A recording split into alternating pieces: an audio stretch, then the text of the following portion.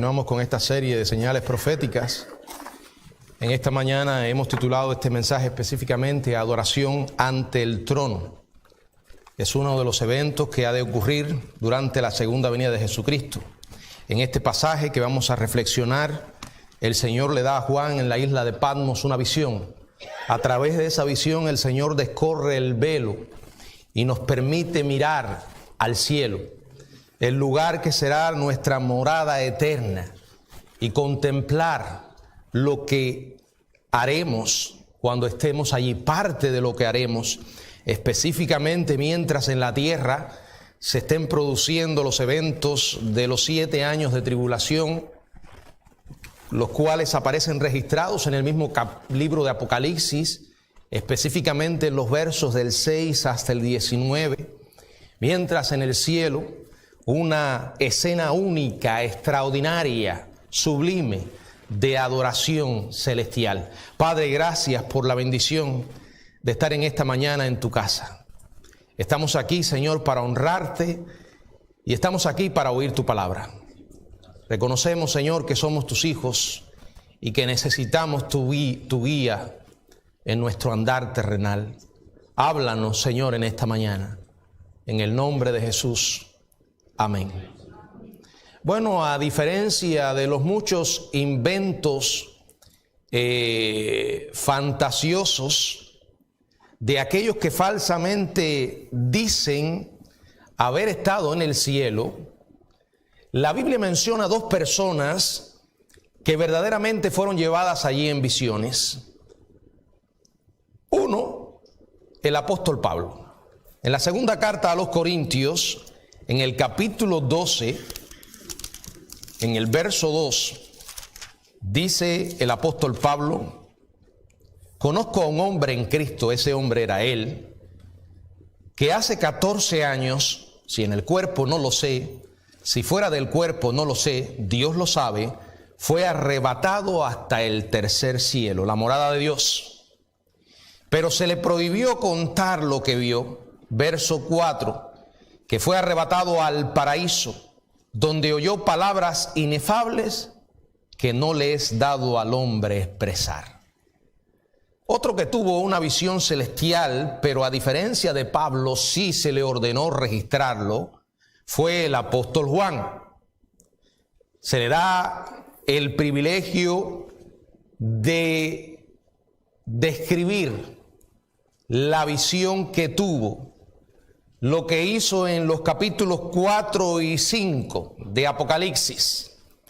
Mediante esta visión, tú y yo hoy y nuestros hermanos a lo largo del tiempo hemos tenido el enorme privilegio de contemplar anticipadamente el lugar donde viviremos para siempre.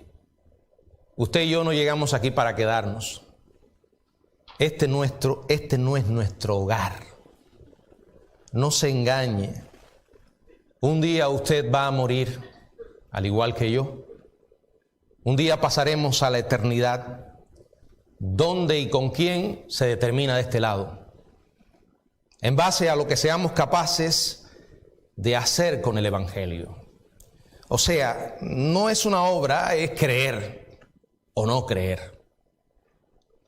Este capítulo comienza con estas palabras: después de esto. Estas palabras nos están advirtiendo que ocurre un cambio, que hay una transición. En el capítulo 1, en el verso 19 del libro de Apocalipsis, se bosqueja claramente todo el libro. Cuando se le dice a Juan: escribe las cosas que has visto, las cosas que vio, indudablemente se refiere a la visión que Juan tuvo en el capítulo 1, donde se le aparece el Señor glorificado, con una apariencia glorificada de juicio. Las cosas que son, las cosas descritas en los capítulos 2 y 3, las cosas que aparecen allí son o sea, las cosas que son la visión y las cartas escritas, luego las cosas que han de ser después de estas, que se describen también en los versículos del 4 hasta el 22. Aquí hay una transición, un movimiento de las cosas relacionadas con la iglesia en la tierra a una escena en el cielo, en armonía con la promesa que el Señor hizo en el capítulo 3, verso 10, cuando dijo: por cuanto has guardado la palabra de mi paciencia, yo también te guardaré de la hora de prueba que ha de venir sobre el mundo entero para probar a los que moran en la tierra. Esta es una promesa que, aunque forma parte del mensaje a la iglesia de Filadelfia, es también un mensaje para todo el pueblo de Dios, de que seremos librados de la hora de prueba que ha de venir sobre el mundo entero. O sea, los 7 terribles años de tribulación. La iglesia no pasará por ella, será arrebatada. Y entonces comenzará lo descrito en los capítulos del 6 hasta el 19 del libro de Apocalipsis. Mientras esto ocurra, usted y yo estaremos en el cielo. ¿Qué estaremos haciendo? Bueno, precisamente este capítulo 4 nos da la oportunidad de saberlo. En él encontramos un anticipo, un adelanto de cómo comenzaremos nuestra morada eterna con Dios y qué haremos mientras la tierra esté viviendo terribles momentos. Juan miró y dice la Biblia que vio una puerta abierta en el cielo. En este sentido, Juan se convierte en un símbolo de la iglesia cuando pasa de la tierra al cielo. El cielo, el paraíso, la morada de Dios, donde está su trono. Después de ver la puerta abierta, la primera voz que Juan escucha fue la conocida voz que ya había escuchado, esa voz de trompeta o como de trompeta que le habló en el capítulo 1, verso 10. Es la voz del Señor Jesucristo. Es su voz con autoridad y poder. Es su voz dominante, soberana. El Señor le ordena a Juan que suba al cielo. Ahora, el tema principal de esta visión es lo que ocurre en el cielo, junto al trono de Dios. Es una escena sublime de adoración celestial. Es una revelación de lo que la iglesia hará en el cielo. La iglesia, el verdadero pueblo de Dios, aquellos que verdaderamente han nacido de nuevo. Esto no es para cristianos nominales. Esto no es para aquellos mediocres que simplemente se mueven en la carne. Y que para ellos la adoración de hoy, la adoración de aquí y de ahora, no pasa de ser algo formal, vacío. De hecho, algunos lo hacen pensando en otras cosas, mirando el reloj, como diciendo ¿cuándo termina? Eso es cuando vienen, otros ni siquiera se toman el trabajo de hacerlo. Yo me pregunto, ¿personas así se sentirán bien en el cielo? ¿Cómo es posible que digamos que amamos a Dios y le adoramos aquí y no lo demostremos? ¿Qué te hace pensar que cuando estés en el cielo las cosas van a ser diferentes? Si hoy para ti la adoración terrenal, que es para Dios, pero es terrenal porque la hacemos en la tierra, no pasa de ser un ejercicio formal, aburrido. Para mí es algo muy especial lo que estaremos haciendo. Y quiero que me siga en esta visión. Quiero que considere que usted estará allí si es un hijo de Dios, si verdaderamente ha nacido de nuevo. No es una garantía que hoy estés aquí, ni que tu nombre esté registrado en la membresía de esta iglesia o en alguna otra congregación. Tampoco es una garantía de que estarás allí el conocimiento que puedas tener de la Biblia. Tampoco es una garantía cuánta teología domines. Tampoco es una garantía el tiempo que lleves en la membresía de una iglesia. Porque aún con todas estas cosas, muchos van a ir al mismo infierno. La Biblia dice que el nuevo nacimiento es necesario. La Biblia dice que sin nacer de nuevo no puede uno heredar el reino de Dios. Número 1, veamos la descripción de esta escena. El verso 2 dice: y al instante yo estaba en el Espíritu, y he aquí un trono establecido en el cielo. Al instante, algo rápido. Dice que estaba en el Espíritu. Lo mismo que dice el capítulo 1, donde veamos, dice la palabra en el verso 10, capítulo 1, verso 10, yo estaba en el Espíritu. ¿Qué quiere decir esto? No estaba soñando Juan.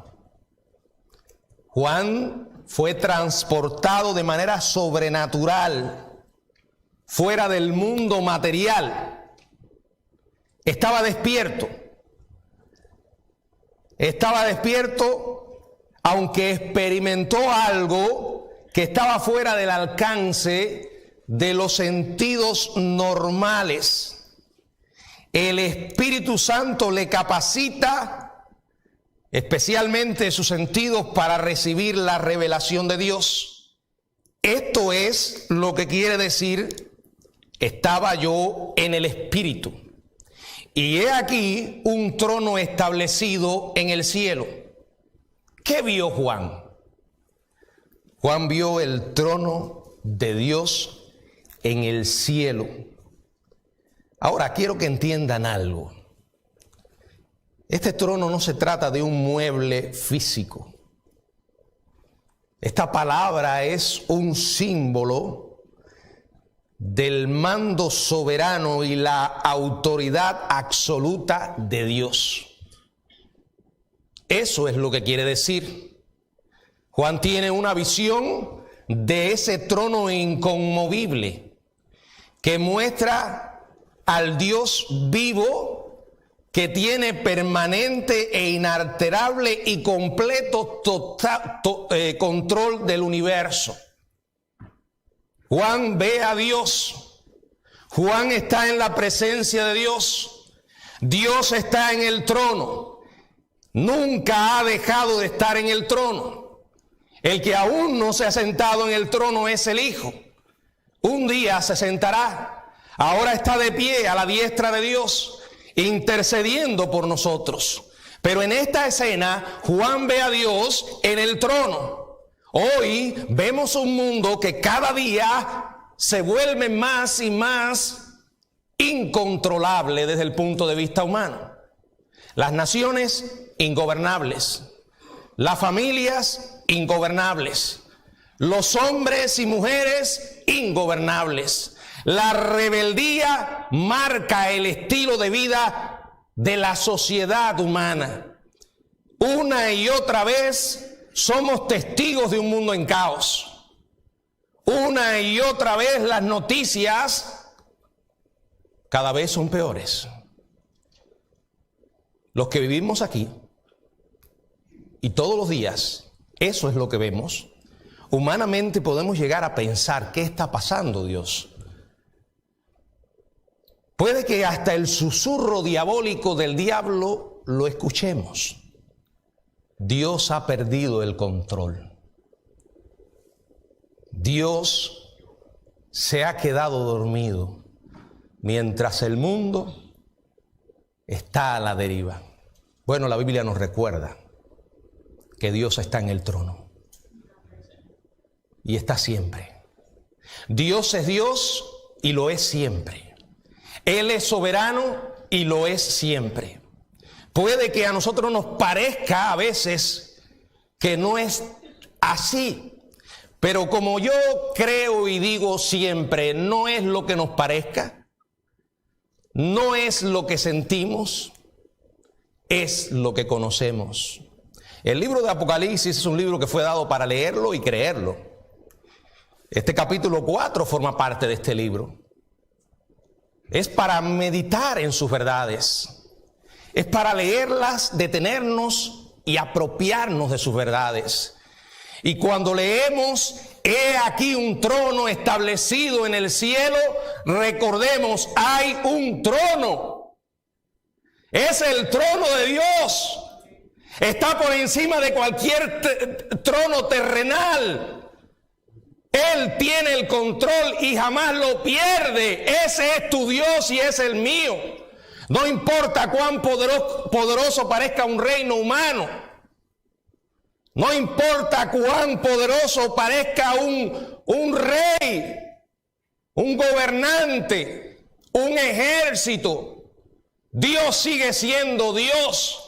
Y su plan se lleva adelante sin poder ser estorbado por nada ni nadie.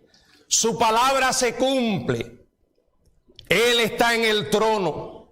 Está listo para recibir la adoración. Un día estaremos ante su presencia. Un día le veremos cara a cara. Quiero un poco más meditar en ese que está en el trono. Dice el verso 2, y en el trono uno sentado, y el aspecto del que estaba sentado era semejante a piedra de jaspe y de cornalina. Luego dice el verso 3, y el aspecto del que estaba sentado, bueno, ya lo leímos, el 2 y el 3, que su aspecto era semejante a piedra de jaspe y de cornalina. Preste atención a la palabra semejante, porque son elementos que se emplean para de alguna manera hacernos llegar el mensaje de lo que Juan vio. Dios no es una piedra de jaspe ni de cornalina. Dios es espíritu y su gloria es inmensa. El soberano y omnipotente creador es el que está en el trono. Aunque Juan no le da nombre al que estaba sentado en el trono, es evidente quién es. Isaías lo vio. En el libro de Isaías, en el capítulo 6, en el verso 1,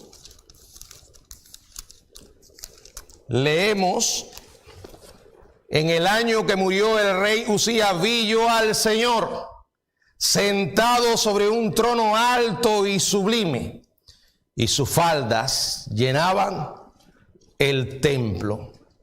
Juan describe al que estaba sentado en el trono y lo hace diciendo que era semejante a piedra de jaspe. En el capítulo 21, verso 11 del mismo libro, se describe a la piedra de jaspe como diáfana, como el cristal. Por eso es mejor identificar esta piedra como una especie de diamante. Usted ha visto un diamante, ¿verdad? Al menos en fotos. Todas las facetas brillantes y centellantes de la gloria de Dios se comparan con un diamante. Una cornalina es un rubí llameante rojo como la sangre y expresa la resplandeciente belleza de la gloria de Dios. Pero junto con esa belleza y gloria se está describiendo también su capacidad para hacer juicio. El Dios que juzga. Está describiendo su ira flameante a punto de derramarse sobre el mundo entero. Acuérdese que esta es una escena que se va a estar produciendo en el cielo, mientras en la tierra está a punto de comenzar un periodo de juicio. Los versos del 6 al 19, repito, lo registran. El Dios nuestro un Dios de gloria, poder, el Dios de amor, de gracia, de misericordia, pero es un Dios que también se llena de ira. Aquel que le hable del amor de Dios y no le diga que Dios se enoja, le está dando un mensaje mutilado. La Biblia habla una y otra vez de la ira de Dios. Pero siempre hago esta aclaración: no contemple su ira como la nuestra. Nuestra ira puede ser y es de hecho pecaminosa. Dios es perfecto. Cuando la Biblia habla de la ira de Dios, está hablando de la respuesta de Dios, de la reacción de Dios al pecado. Dios no permanece impasible e indiferente ante la maldad. Toda barbarie que se comete hoy, Dios la ve. Todo pecado que cometemos, Dios es testigo. No importa dónde lo hagas, no importa cuán seguro te creas, a la hora de pecar, Dios te ve.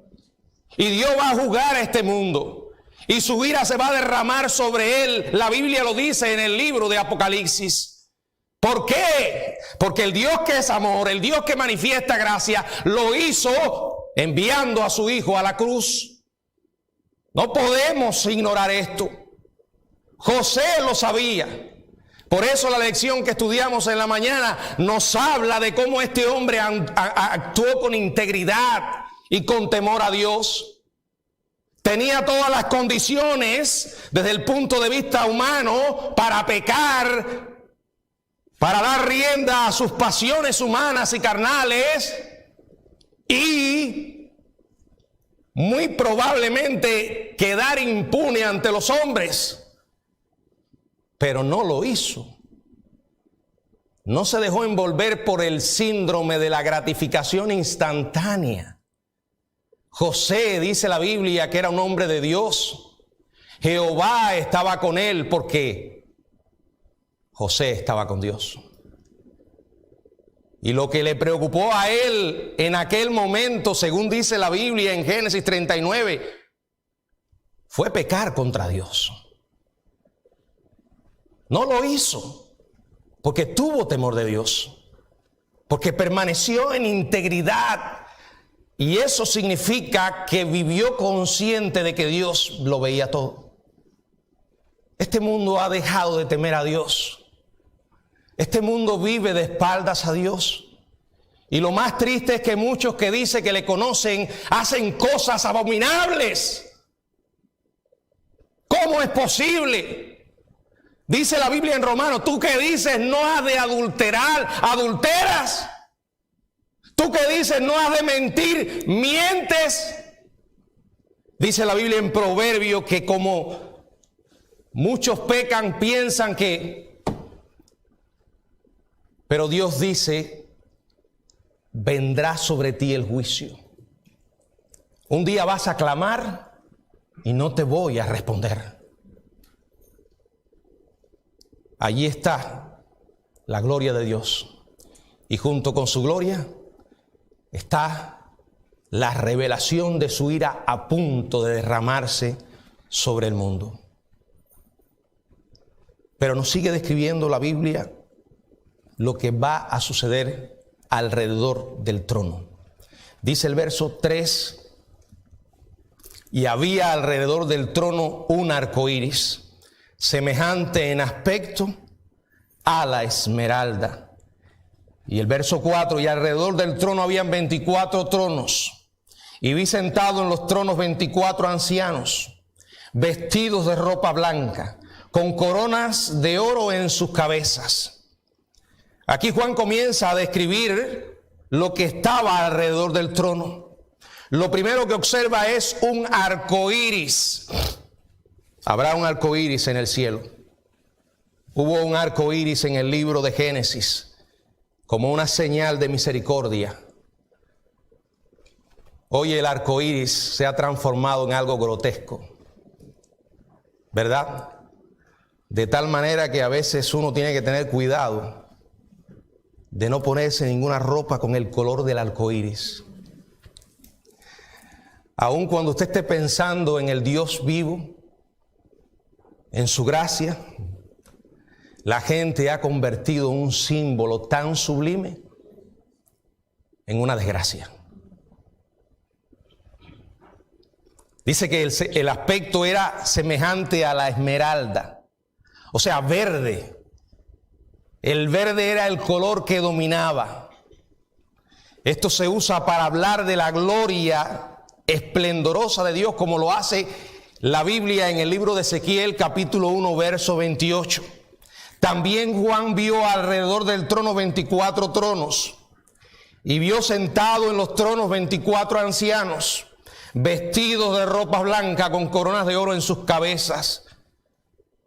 Estos 24 ancianos son un símbolo. ¿Por qué es un símbolo?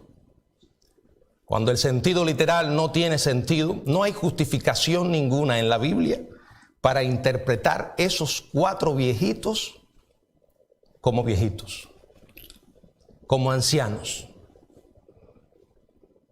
Porque la Biblia no habla en ninguna otra parte de 24 ancianos. O sea, no tiene sentido el sentido literal.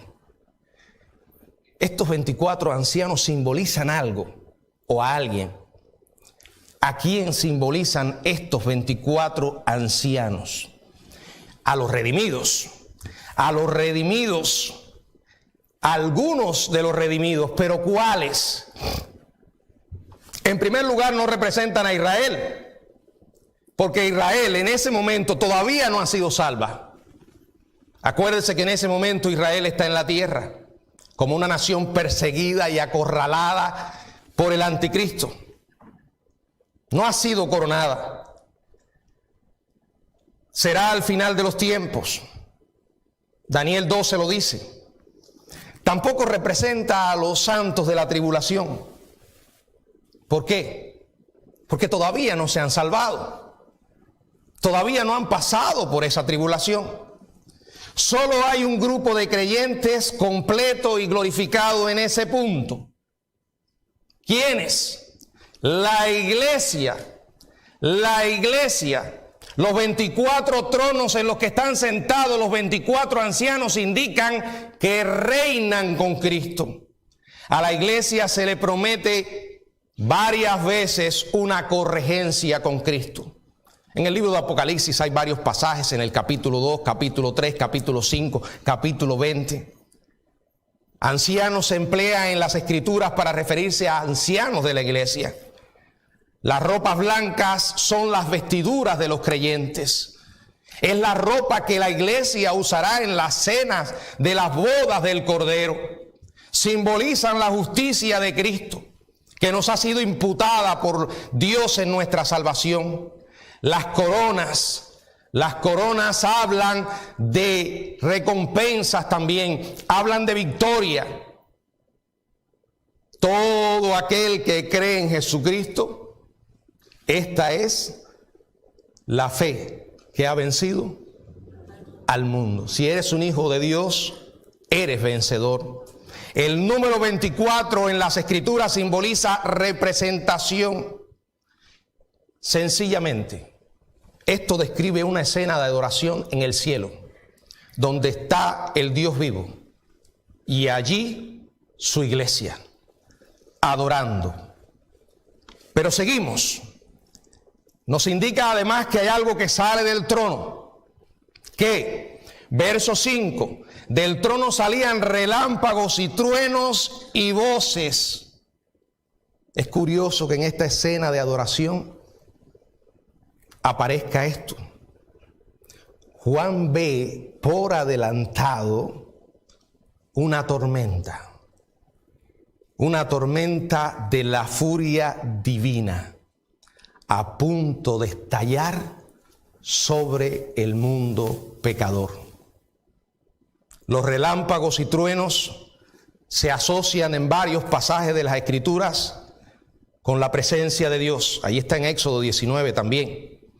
Se asocian también con el juicio de la tribulación en Apocalipsis 8:5 y en Apocalipsis 11:19.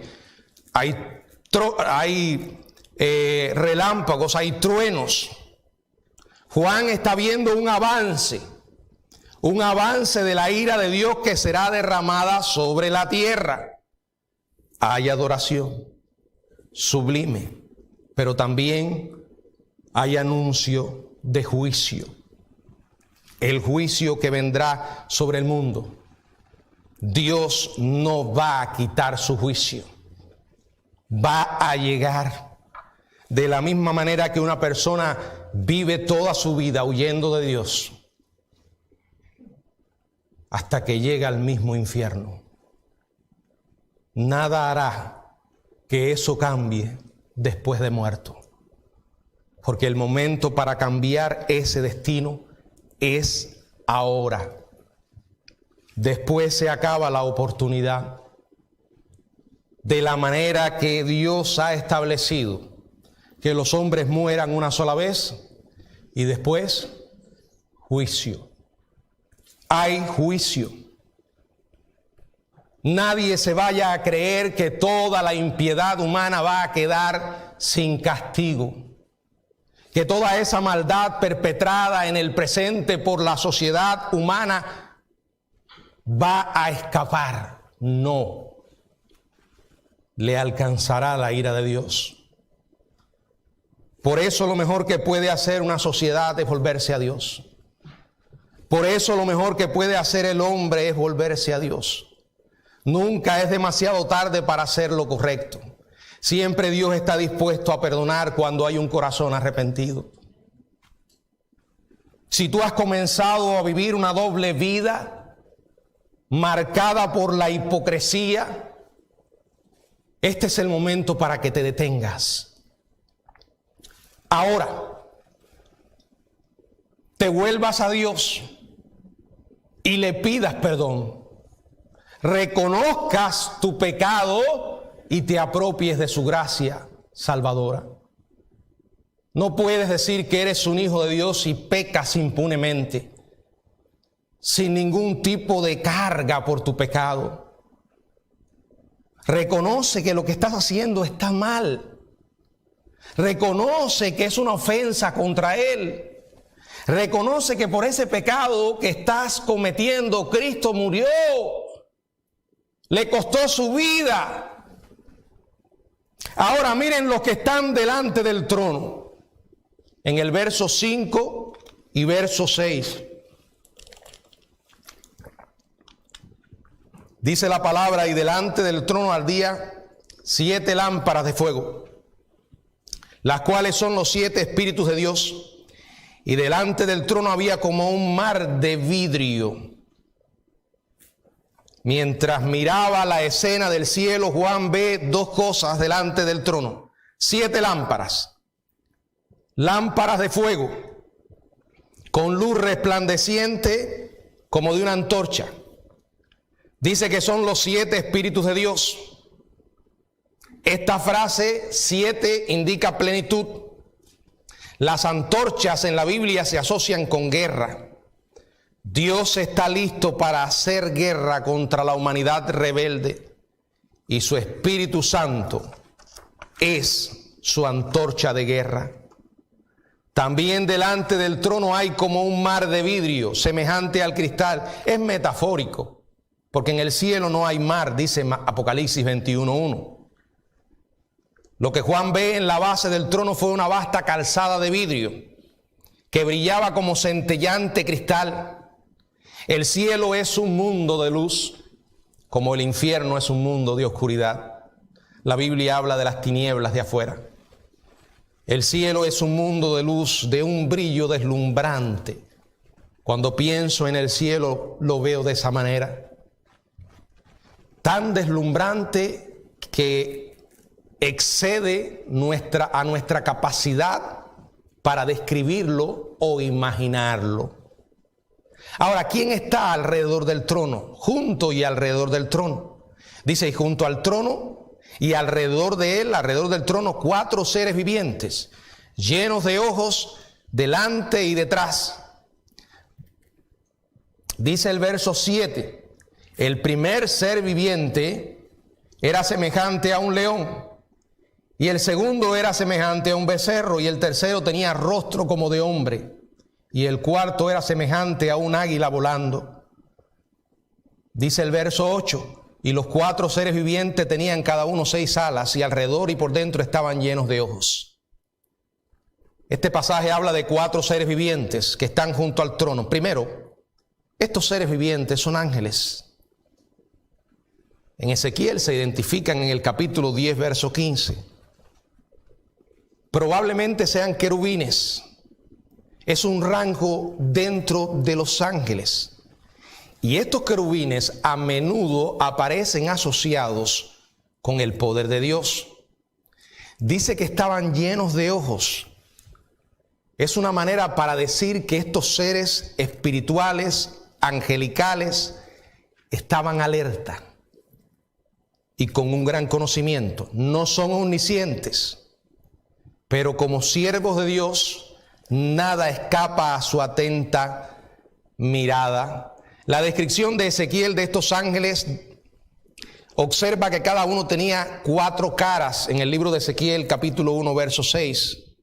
Ahora, desde el punto de vista de Juan, el primero era semejante a un león, el segundo a un becerro, el tercero tenía rostro como de hombre y el cuarto era semejante a un águila volando. No era una imagen de seres grotescos, como solemos asociarlos. Esto habla de figuras, símbolos, descripciones de los querubines con relación al mundo creado. Por ejemplo, el león, ¿qué simboliza? El león habla de criaturas salvajes, el becerro, animales domésticos, el águila, criaturas que vuelan, y el hombre, la cumbre de la creación. Simbólicamente, el león representa fuerza, el becerro, servicio, el hombre, razón, y el águila, velocidad. Son 4 seres angélicos que están ante el trono, junto a Dios, junto a la iglesia, en esta escena de adoración. Pero además, la escena una vez más nos recuerda los juicios que están a punto de ocurrir, porque los ángeles aparecen muy asociados en el libro de Apocalipsis con los juicios de la tribulación. Muchos de esos juicios que van a ocurrir son el resultado de la acción de seres angelicales. Por ejemplo, desde el ángulo humano, en la tierra probablemente ni vean un ángel en medio de esos juicios. Sabemos que habrá un ángel predicando el evangelio, pero no en el momento de los juicios. Quiere decir que los que estén en la tierra lo que van a ver es una catástrofe tras otra. Y como no tienen la capacidad para ver el mundo espiritual, no podrán ver nada de esto. Verán solo un mundo que se sacude bajo el juicio de Dios. Yo no creo que esto va a ser algo único de los 7 años de tribulación. Yo vivo convencido que hoy muchas de las cosas que suceden se ejecutan por la mano de los ángeles de Dios. Lo que tú y yo no podemos verlos, ¿verdad? De este lado estamos limitados. A no ser que Dios un día quiera hacer como hizo con Eliseo, que oró porque su criado estaba un poco atemorizado al ver un ejército sirio enemigo que le asediaba, y se atrevió a orar de esta manera: Señor, permite que mi siervo pueda ver tu presencia. Y dice que la Biblia que pudo ver un ejército de varones montados a caballo que aguardaban o que protegían la vida del pueblo. Nosotros no tenemos capacidad para ver el mundo espiritual ahora, pero eso no significa que no esté activo. ¿Estás seguro que nunca has visto un ángel? No creo que se te vea. Bueno, los ángeles en la Biblia toman apariencia humana. Yo no creo que si un ángel en África se le quiera aparecer a un africano, se le va a aparecer rubio, y de ojos azules. No, se le va a aparecer con apariencia humana y con sus propias características físicas. Dios puede hacerlo. A lo mejor hemos visto ángeles y no nos hemos dado cuenta. Esos mensajeros de Dios que han llegado en el momento preciso. Hermanos, lo que sucede a veces es que estamos tan enfrascados mirando las cosas de este mundo que hemos perdido la capacidad para ver a Dios. Cuando la Biblia dice, el que tiene ojos para ver y oídos para oír, tenemos que orar y decirle, Señor, dame sensibilidad espiritual. Ayúdame a enfocarme por fe en ti y en tus promesas. Así, solo así, no vamos a perder la esperanza. Dice que estaban llenos de alas.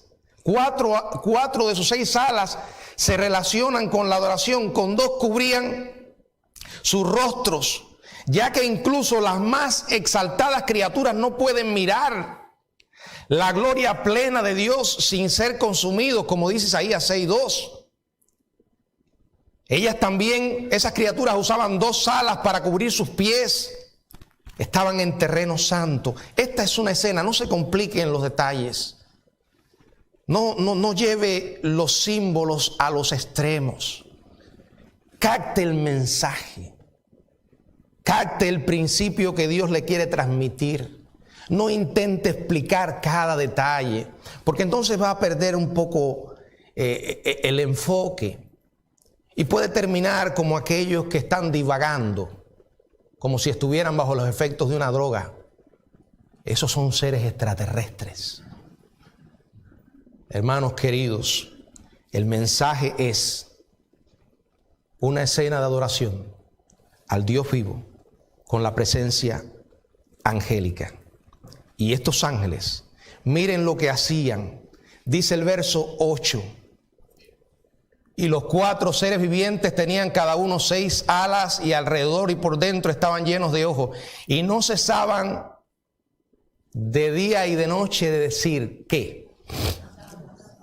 Santo, santo, santo es el Señor Dios Todopoderoso, el que era, el que es y el que ha de venir. Y dice el verso 9, y siempre que aquellos seres vivientes dan gloria y honra y acción de gracias al que está sentado en el trono, al que vive por los siglos de los siglos. Dice el 10, y los 24 ancianos se postran delante del que está sentado en el trono y adoran al que vive por los siglos de los siglos.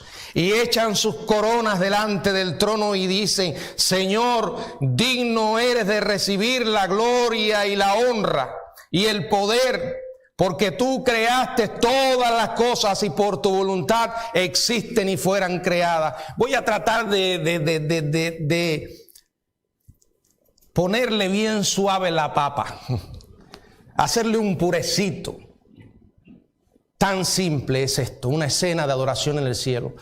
Lo más parecido a eso es lo que hacemos aquí, cuando tú y yo nos reunimos a cantar. Pero aquí lo hacemos arrastrando todavía una naturaleza pecaminosa, arrastrando eso que la Biblia llama la carne.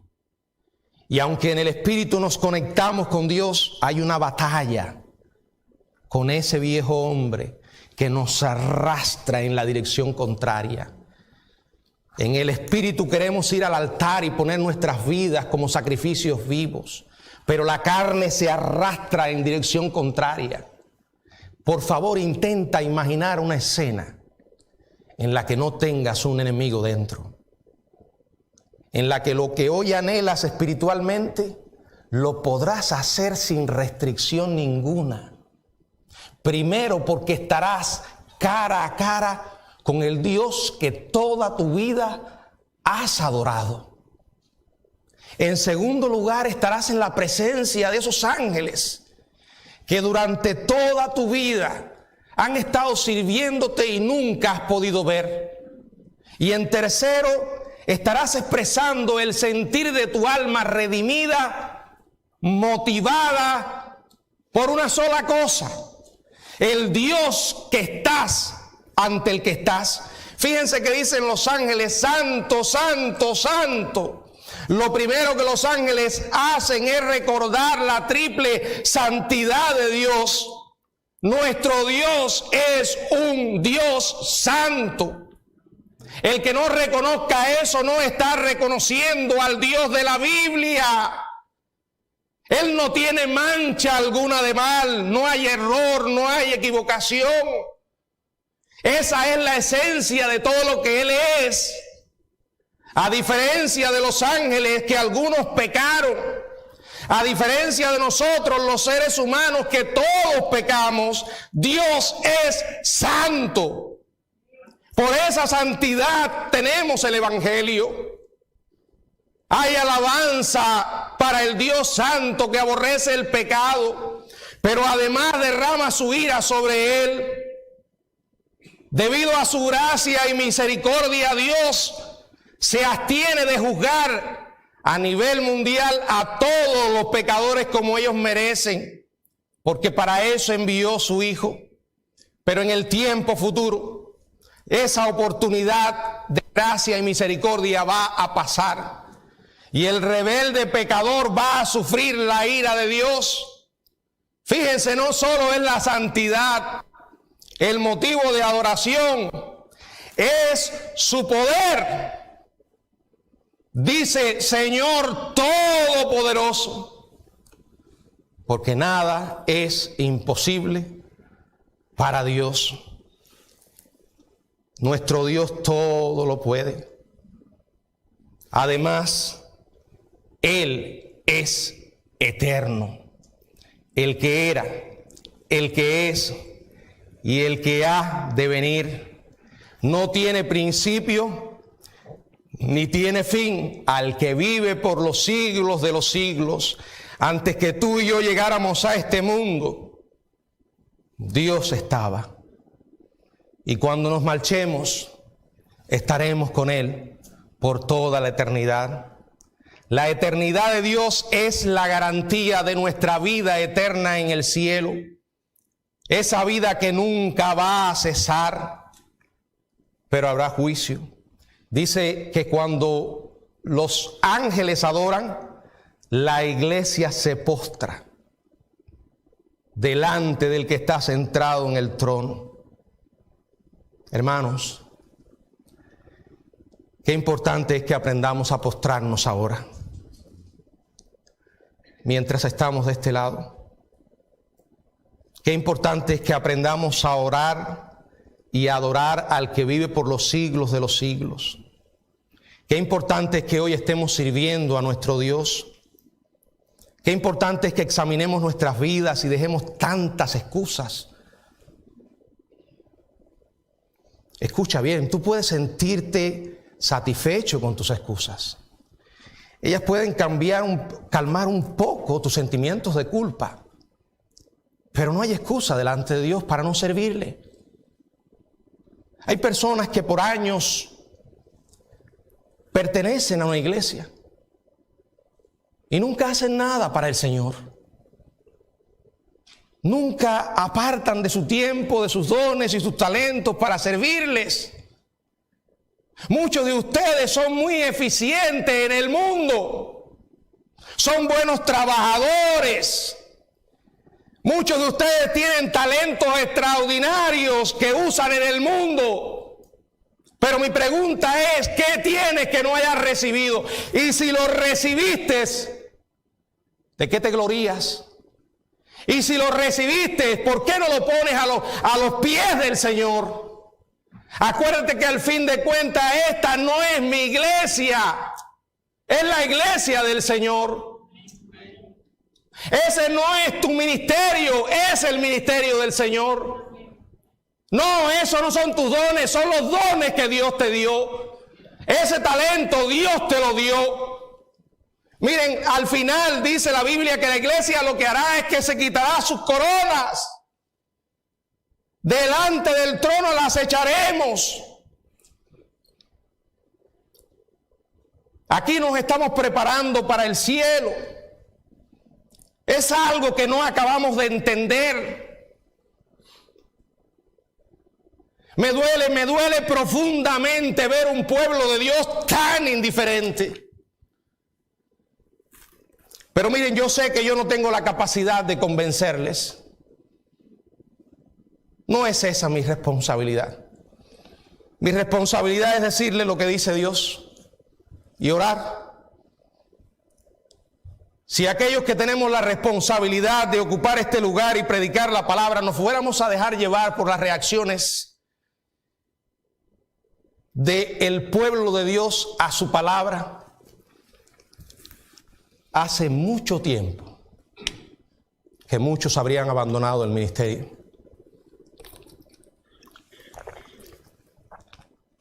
Yo mismo podía muy bien decirme, bien, tal vez hay alguna otra cosa que pueda ser más productiva. Porque ¿cómo es posible que estemos hablando del pueblo de Dios y la gente no entiende? Hay una frialdad inmensa. Los pastores somos instrumentos de Dios. Hoy yo estoy aquí, mañana no estaré. No puedo garantizar ni siquiera que el próximo año estaré, porque la vida se va en cualquier momento. Y lo que usted hace, lo hace para Dios, porque al final se trata de Él. Hermanos, el tiempo que nos queda es breve. Qué maravilla sería que pudiéramos usar nuestros dones para glorificar su nombre y dejarnos de excusas. Excusas que no engañan a nadie y menos a Dios. El que quiere puede. Cuando usted ama a alguien, usted va a dedicar en su agenda tiempo para esa persona. ¿Por qué usted es tan bueno en sus responsabilidades seculares? Bueno, porque me pagan, podría alguien decir. Pero escucha esto. Cuando servimos al Señor, no lo hacemos por paga. Lo hacemos por quien Él es y por lo que Él ha hecho por nosotros. Y dice que aquellos ancianos dijeron, Señor, digno eres de recibir la gloria, la honra y el poder. Yo no soy digno de estas cosas. Ningún ser humano lo es. Solo Dios. A Él pertenecen la gloria y la honra y el poder, porque Él creó todas las cosas y por su voluntad existen y fueron creadas. ¿Usted sabe lo que quiere decir esto? Que ese aliento que usted tiene, ese oxígeno que consume diariamente, ese latido de su corazón, se lo debe a Dios. Escuche, el día que Dios diga hasta aquí, Dios te puede sacar en un milésima de segundo de este mundo. No, Él no solo creó el mundo, no, Él vive sustentando su creación. Somos creación de Dios y además somos pueblo de Dios. No solo nos creó, sino que envió a su Hijo a morir por nosotros. ¿Estás tú sirviendo al Señor? ¿Le estás adorando como Él merece? ¿Has entendido lo que significa la salvación en Cristo? ¿Verdaderamente eres un hijo o una hija de Dios? ¿Conoces al Dios verdadero? ¿Lo ves en su palabra? Yo amo a Dios. ¿Saben por qué? Porque mientras más lo busco en la Biblia, más razones tengo para amarle. Por eso me preocupa tanto cuando hay cristianos que no leen sus Biblias. No. Y escuche esto, mientras más usted busque a Dios en la Biblia, más Dios se le va a revelar. Mientras menos lo busques, mayor será su apatía espiritual. Yo hablo con Dios de todo, porque sé que a Él le interesa todo lo mío. No hay tal cosa como que digamos, yo no puedo hablar con Dios de esto. Sí puedo hablar.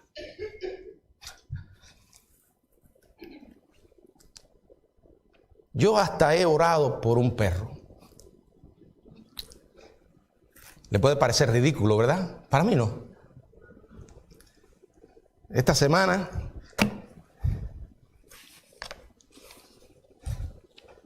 despedimos a un amigo. Después de 13 años, ¿verdad? Rex. Y le decía que yo oré por Rex en el sentido de que dije, Señor, esto puede que a alguien le parezca tonto. Yo no me paré aquí el culto de oración a pedir oración por Rex. Pero sí le mandé un mensaje a Mike. Y dije, Señor, quítale el sufrimiento a este pobre animal. Y no solo quítale el sufrimiento, sino dame la sabiduría para hacer lo correcto con él. Porque yo sé que hay personas que no les gustan los animales. A mí me gustan. Y es increíble cómo uno llega a quererlos, ¿verdad? Bueno, ¿por qué le cuento esto? Porque puede ser una simpleza para alguien. Pero para mí no hay nada acerca de lo cual yo no pueda hablar con Dios. Y ¿saben qué? La noche anterior, el pobre animal había estado haciendo sus necesidades con sangre.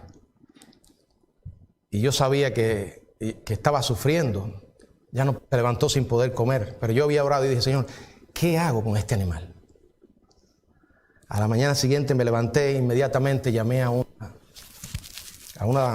lugar que se dedican a tratar a los animales, a ponerlos a dormir.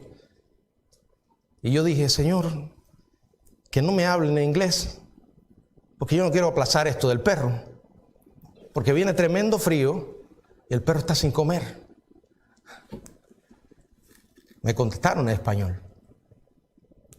Y ese mismo día pusimos a dormir a Rex. Yo vi la mano de Dios en eso. Porque para mí no hay absolutamente nada acerca de lo cual yo no pueda hablar con Dios. ¿Saben por qué? Porque la Biblia me dice que todos mis cabellos están contados. No, Dios no está ocupado. Piensa en eso. Piensa en la persona con la que mayor intimidad has logrado alcanzar de este lado. Dime si hay algo que tú no seas capaz de hablar con esa persona. Dios sabe todo acerca de nosotros. Y lo maravilloso es que nos ama, hermanos. Dios permita que podamos entender eso. Y que los pocos años que nos queden de vida los dediquemos a orar. Fíjense, ya estoy orando por mis seres amados, ¿saben? Yo oro y digo, Señor, si yo me pongo triste con un animal que muere, por favor, cuando mañana vengan pruebas difíciles, yo voy a confiar en que tú me vas a dar la medida de gracia que yo necesito. Desde ahora, Señor, te lo estoy pidiendo. Porque sinceramente hay experiencias para las cuales no estoy preparado. Así que aprendamos a orar y vivir cada día, un día a la vez, confiando en Él. Porque créanme, hermanos, en un momento que no esperamos, vienen pruebas. Y lo único que nos va a mantener en pie es el Dios que amamos. Sirvamos a Él, adorémosle, hermanos. Él merece toda la gloria y toda la honra. Que el Señor les bendiga.